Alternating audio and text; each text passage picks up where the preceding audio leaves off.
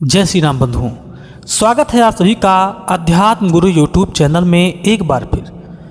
बंधुओं, आपने त्रिजटा का नाम तो सुना ही होगा।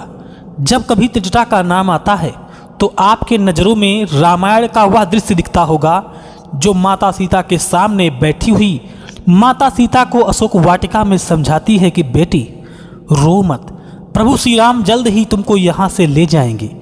उस समझाती हुई त्रिजटा आखिर कौन थी, जिसके बारे में रामायण में भी ज़्यादा उल्लेख नहीं मिलता है। लेकिन मैं रामायण से ही आपको पूरे प्रमाण के साथ त्रिजटा के बारे में बताने जा रहा हूं कि उसका विवाह किसके साथ हुआ था, पूर्व जन्म में वह कौन थी और किसकी पुत्री थी, किसकी बहन थी, वो भी पूरे प्रमाण के साथ पन्ना लगा दूंगा आपके सामने। आपसे निवेदन है कि कृपया मेरे वीडियो को अंत तक देखें। अगर आप मेरे चैनल को पहली बार देख रहे हैं तो हमारे चैनल को सब्सक्राइब कर लें ताकि आपको हमारे आने वाले नए वीडियो की जानकारी सबसे पहले मिल जाया करे। चलिए अब त्रिजटा के बारे में आपको अवगत कराते हैं। मित्रों, त्रिजटा सुवर्चला नाम की अप्सरा की पुत्री थी, जो उसका नाम सुलेखा था। वो भी एक अप्सरा कन्या थी। सुलेखा चित्रसेन नाम के गंधर्व से प्रेम करती थी। एक दिन की बात है, सुलेखा और चित्रसेन गंधर्व महाराज इंद्र के दरबार में नृत्य कर रहे थे। उस नृत्य करते करते अचानक पता नहीं क्या हुआ, सुलेखा का ध्यान भंग हो गया। नाचते नाचते उसको रोना आने लगा। उसको ऐसा लगा जैसे चित्रसेन गंधर्व और सुलेखा का बिछड़ना होने वाला है। तभी नारद जी आकर पहुंच गए। नारद जी ने कहा, हे सुलेखा, जो आगे कुछ होने वाला है उसके बारे में तुम नहीं जानते हो। आगे क्या होने वाला है वो भविष्य तुमको जल्द ही सिखा देगा। मित्रों, सुलेखा को इस चीज के बारे में पहले से ही ज्ञात हो चुका था। उसको डर लग गया था कि अब क्या होने वाला है, इसलिए बार बार नारद जी से पूछ रही थी। लेकिन नारद जी विधि के विधान को तो पलट नहीं सकते हैं, इसलिए नारद जी ने कुछ नहीं बताया। उन्होंने कहा, सुलेखा तुम जाओ, तुम्हें खुद ही पता चल जाएगा। सुलेखा चित्रसेन गंधर्व के साथ पृथ्वी लोक पर आई। पृथ्वी लोक पर आने के बाद उसने यहाँ के प्राकृतिक दृश्य को देखकर मंत्रमुग्ध हो गई और फिर वो एक झरने के पास नदी में स्नान करने लगी। झरना गिर रहा था। पानी से चित्रसेन गंधर्व और सुलेखा दोनों लोग खेल रहे थे। वो एक दूसरे पर पानी की बौछार कर रहे थे। वहीं पर बैठे हुए महर्षि दुर्वासा तपस्या कर रहे थे। जहाँ पर सुलेखा और चित्रसेन गंधर्व नहा रहे थे और पानी से क्रीड़ा कर रहे थे, उसी के ऊपर एक छोटी सी चट्टान पर बैठे हुए वहीं पर दुर्वासा ऋषि तपस्या कर रहे थे। सुलेखा और चित्रसेन गंधर्व ये नहीं समझ पाए कि यह ऋषि जो हैं स्वयं बहुत क्रोधी और श्राप देने वाले ऋषि दुर्वासा जी हैं। इसलिए सुलेखा ने जब पानी की छींटें मारा तो उस समय पानी की छींटें दुर्वासा ऋषि के ऊपर भी पड़ रही थी। इससे उनकी तपस्या में विघ्न पड़ रहा था। ऐसा लग रहा था कि उनका मन एकाग्रचित नहीं हो पा रहा था। तो उस समय दुर्वासा ऋषि ने अपने आँख को खोला और उनसे कहा कि हे सुलेखा, मैं तुम्हें जानता हूँ, तुम एक अप्सरा हो और यह एक गंधर्व है। तुम दोनों यहाँ से चले जाओ, अन्यथा मैं तुम्हें श्राप दे दूंगा। सुलेखा हंसती हुई बोली, अरे ऋषि महाराज, आप ही यहाँ से चले जाइए। ये तो आपका तो है नहीं, ये प्रकृति जो है सबका है, इसलिए आप ही यहाँ से हट जाइए। बार बार पानी की क्रीड़ा करती रही और छींटें पड़ती रही। इसी वजह से क्रोध में आकर वहां पर ऋषि दुर्वासा ने उनको श्राप दे दिया कि जाओ, यह कार्य केवल राक्षसों का होता है और तुमने राक्षसी प्रवृत्तियां मेरे सामने प्रकट की हैं, इसलिए मैं तुम्हें श्राप देता हूँ कि तुम इसी समय दूसरे जन्म में राक्षसी कुल में परिवर्तित हो जाओगी। तुम्हारी ये शरीर छूट जाएगी। चित्रसेन गंधर्व उसी समय ऋषि के पैरों में गिर पड़ा और रोने लगा कि हे प्रभु, मेरी सुलेखा को क्षमा कर दीजिए। ये अनजान थी, ये ऋषि मुनियों के बारे में नहीं जानती थी, इसलिए इसे क्षमा करें। सुलेखा भी बहुत ज्यादा ऋषि के पैरों में गिरकर गिड़गिड़ाने लगी। ऋषि ने कहा, देखिए, जिस तरह धनुष से निकला हुआ तीर कभी वापस नहीं आता है, उसी तरह मेरे मुख से निकला हुआ श्राप कभी बदल नहीं सकता। लेकिन तुम इतना याचना करती हो तो मैं तुम्हें एक वरदान भी देता हूँ कि तुम्हें इसी राक्षसी स्वरूप में साक्षात नारायणी के दर्शन होंगे, नारायण के भी दर्शन होंगे और तुम्हें मुक्ति मिलेगी। दोस्तों, त्रिजटा को ये वरदान मिला कि तुमको स्वयं माता सीता की सेवा करने का मौका मिलेगा, जो लक्ष्मी स्वरूपा हैं, और स्वयं भगवान विष्णु अवतार श्री राम के दर्शन होंगे और तुम्हें तब जाकर मुक्ति मिलेगी। इस तरह से त्रिजटा का वो शरीर त्याग कर वो नए शरीर में परिवर्तित हो गई और उसका जन्म जहाँ हुआ उसका प्रमाण मैं आपको दे रहा हूँ। स्वयं गोस्वामी जी ने लिखा है, त्रिजटा नाम राक्षसी एका, रामचरण रति निपुण विवेका।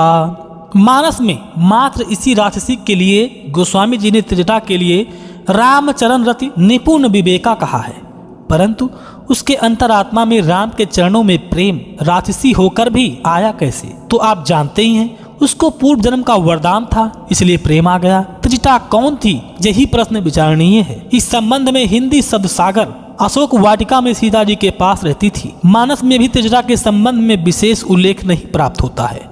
महाभारत के वन पर्व अध्याय 281 में त्रिजटा का उल्लेख उन सखियों के साथ मिलता है जो सीता जी के पास उनकी देखभाल के लिए नियुक्त की गई थी, जिनमें त्रिजटा, त्रिच्छी, दिव्याक्षी, दृग्जीवा, अज्जीविका, ललाटाक्षी, एकपादा, त्रिअस्तनी, एकलोचना आदि मुख्य थी। त्रिजटा की उत्पत्ति के संबंध में ऐसी कथा प्राप्त होती है कि माली नाम का राक्षस जो रावण का नाना था, माली सुमाली माल्यवान, माली नाम के राक्षस की एक पुत्री थी जिसका नाम था कंचुकेशी। वो पुत्री एक बार कंचुकेशी विश्रवा यानी रावण के पिता के पास निकट गई। उसने वहां पर हरि कीर्तन के माध्यम से ऋषि को प्रसन्न कर लिया। उनके रतिदान से कंचुकेशी गर्भवती हुई। कंचुकेशी की सेवा से प्रसन्न हुए ऋषि ने उसे वरदान दिया कि तुझसे उत्पन्न पुत्र साधु और भगवान का भक्त होगा। तुझसे जो पुत्री होगी वह ईश्वर की दासी होगी। दोस्तों, मैंने पहले ही आपको बता दिया था, त्रिजटा को जो वरदान था वो स्वयं दुर्वासा ऋषि ने श्राप देते हुए कुछ बातों को वरदान में बदल दिया था। वही वरदान यहाँ फलीभूत हो रहा है। इस आशीर्वाद के फलस्वरूप कंचुकेशी से पहले विभीषण जी हुए, जिनकी भक्ति विश्व प्रसिद्ध है। फिर त्रिजटा हुई जो भगवान के चरणों में असीम भक्ति रखती थीं। बड़े होने पर रावण, विभीषण, कुंभकर्ण और ऋषि मुनियों को तप करते हुए देखकर त्रिजटा भी तपस्या करने की इच्छा प्रकट की। रावण, कुंभकर्ण, विभीषण, त्रिजटा ने नर्मदा के तट पर घोर तपस्या किया। इन सबकी तपस्या से प्रसन्न होकर ब्रह्मा जी इन्हें एक इच्छित वरदान दिए।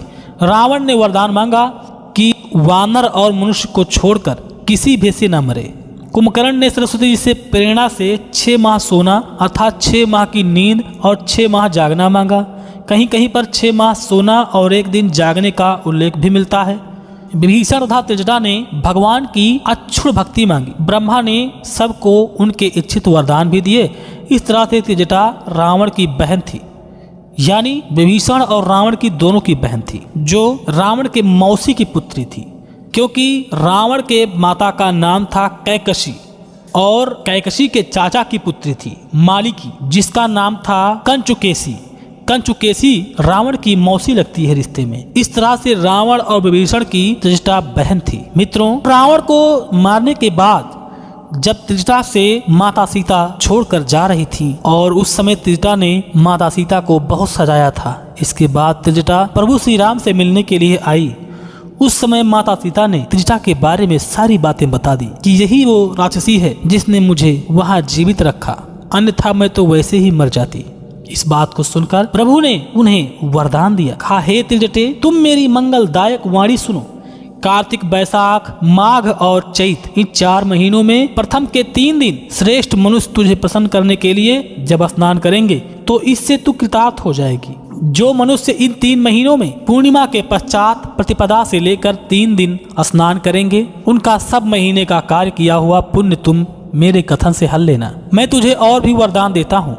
सुन, अपवित्र गृह में सविधि किए हुए श्राद्ध तथा हवन आदि भी यदि कोई क्रोध से भी किए हों तो वह सब तुम्हारे होंगे। यह भी सुनो कि बिना तेल लगाए पांव का धोना, बिना तिल के तर्पण करना, ये भी तुम्हारे होंगे। और हे त्रिजटे, दक्षिणा रहित सभी श्राद्ध तुझे प्राप्त होंगे। इस प्रकार बहुत से वरदान देकर त्रिजटा, शर्मा, विभीषण, सुग्रीव, मकरध्वज तथा वानरों सहित आकाश मार्ग से सीता को युद्ध स्थल को दिखाते हुए प्रभु श्री राम अयोध्या के लिए चल दिए।